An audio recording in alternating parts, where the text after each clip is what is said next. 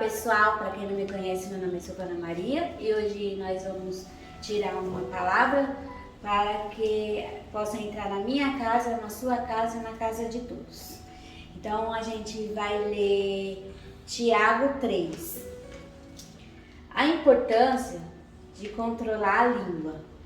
Meus irmãos, não sejam muitos de vocês mestres, pois nós, os que ensinamos, seremos julgados com maior rigor. É verdade que todos nós cometemos muitos erros. Se pudéssemos controlar a língua, seríamos perfeitos, capazes de nos controlar em todos os outros sentidos. Bom, nesse frasinha pequenininha, ele fala sobre a língua.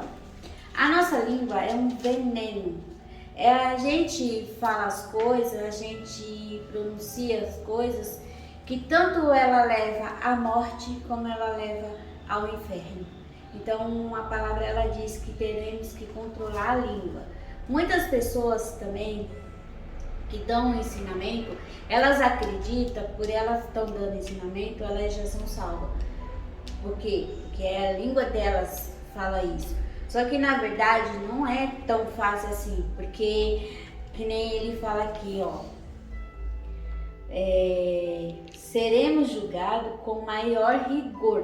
Todo aquele que prega a palavra do Senhor, ele vai ser julgado com maior rigor. Por quê? Porque a gente temos que ensinar às pessoas o que é o correto, o que é o certo.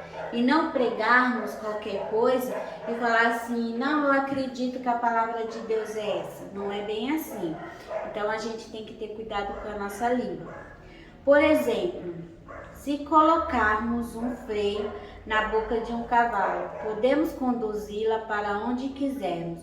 Observe também que um pequeno leme faz um grande navio se voltar para onde o piloto deseja, mesmo com ventos fortes. Assim também é a língua, algo que profere discursos grandiosos. Então, que nem vocês estão vendo, a nossa língua é o que a gente precisa ter muito cuidado no que a gente vai ensinar, no que a gente vai falar e no que a gente vai fazer. Porque é ela que domina a nossa vida. Então, a gente temos que ter cuidado com isso. Vejam, como é simples, fagulha é capaz de incendiar uma grande floresta. E entre todas as partes do corpo, a língua é chamada de fogo. É um mundo de maldade que corrompe todo o corpo.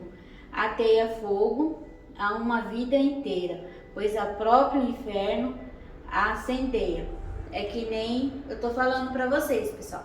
A gente precisa ter muito cuidado, né, com a nossa língua, porque a nossa língua, a gente destrói vidas. Com a nossa língua, a gente tanto ela abençoa como a gente amaldiçoa. E que nem a palavra ela diz, né? Ela destrói todo o corpo. Então a gente temos que ter cuidado com a nossa língua. O ser humano consegue domar toda espécie de animal, ave, réptil, peixe, mas ninguém consegue domar a língua.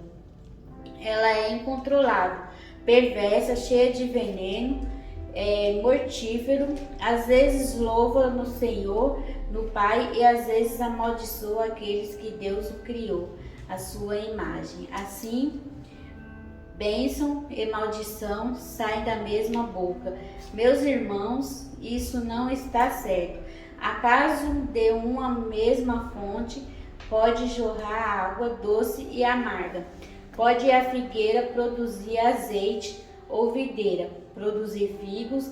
Da mesma forma, não pode tirar água doce de uma fonte salgada.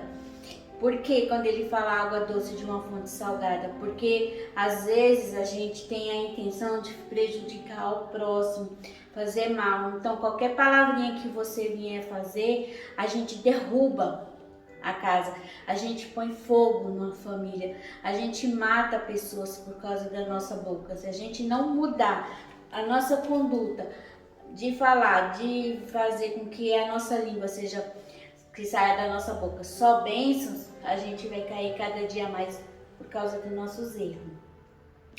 A verdadeira sabedoria vem de Deus. Se você é sábio, inteligente, demonstre isso vivendo honradamente, realizando as boas obras com a humilde que vem da sabedoria.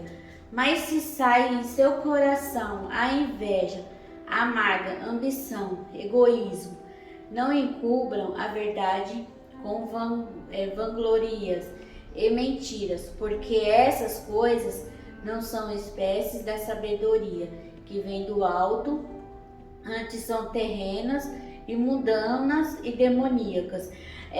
Nesse caso aqui, ele está falando o quê? Porque às vezes a gente dizem para as pessoas, eu te amo, eu gosto de você, mas dentro da gente tem o espírito da maldade. Aonde Deus habita, esse tipo de sentimento não se deve existir, sabe? E às vezes a gente tem inveja de uma coisinha de nada. Isso aqui, tem pessoas que têm inveja de uma coisinha dessa, sabe? E ele fala assim, eu quero isso porque fulano tem isso, eu quero aquilo porque fulano tem aquilo, sabe? Em vez dela se alegrar com um objeto que aquela pessoa está conquistando com seus frutos, não, elas têm inveja. Então, onde que Deus habita, esse tipo de sentimento não se pode ter. Mas aonde que Deus não habita, são pessoas que têm os sentimentos ruins. Então, a gente precisa trabalhar com esse tipo de pessoas para que o Espírito Santo comece a habitar nelas e tire essas coisas do demônio, sabe, da vida delas. E da nossa também, né? Porque, como a palavra diz, né? Porque nós temos um dom e um entendimento que nós somos salvos, né? Nós precisamos batalhar para isso. Pois onde há inveja, habitação e egoísmo, também há confusão e males de todo tipo. Mas a sabedoria que vem do alto é, antes de tudo, pura. Também é pacífica, sempre amável e disposta a ceder, e outros é cheia de misericórdia e é o fruto de boas obras. Né? As obras que a gente conquista são aquilo que você vai aprendendo desde o início da sua vida. Porque assim, às vezes os nossos pais, por ter uma criação diferente, eles acreditam da forma que eles foram criados. Mas se a gente já nasce com o dom do Espírito Santo, a gente tem que fazer as obras boas, né? Como o que adianta você ter fé e não ter a obra? O que adianta você ter a obra e não ter a fé? É como se fosse morto. Só que a gente tem que ressuscitar, a gente tem que ter a fé e tem que ter a obra, né? Para que tudo aconteça na vida nossa. E colhemos coisa boa, né? É cheia de misericórdia, é o fruto de boas obras. Não mostra favorismo, é sempre sincero. Aqueles que são pacificadores plantarão sementes de paz e ajudarão uma colheita de justiça. Pacificadores nessa palavra somos nós que devemos pregar a palavra de Deus sobre esse livro. Somos nós que também temos que ter o entendimento para podermos nos ensinar. E a colheita somos aquelas pessoas que um dia estavam sem Deus e acordou e precisava de Deus, ouviu uma palavra e aceitou Jesus na vida. Então, sem Jesus a gente não somos ninguém. E com Jesus a gente somos muitas coisas. Então a gente tem que ter cuidado com a nossa língua e cuidado com as nossas invejas e as coisas que não é de Deus. Porque a gente está rodeado, vivendo pelo mundo. E muitos estão deixando de viver em Cristo. Então, eu tirei essa palavrinha que é para a gente raciocinar, refletir. Porque são coisas que a gente vive no nosso dia a dia, né? São coisas que a gente comete na nossa vida. E a gente está percebendo que a palavra diz que isso não é de Deus, isso é do demônio. Isso que a gente precisa tirar ele das nossas casas, ensinar para os nossos filhos, para os nossos parentes, para as pessoas que querem ouvir a palavra, o que é o certo, o ensinamento. E sem Jesus a gente não vive. Então é isso, eu espero que tenham gostado e buscar sempre a palavra, né? O entendimento. Quem não tiver o entendimento, tem as internet, tem pessoas que têm um dom de ensinar, explicar e buscar a palavra.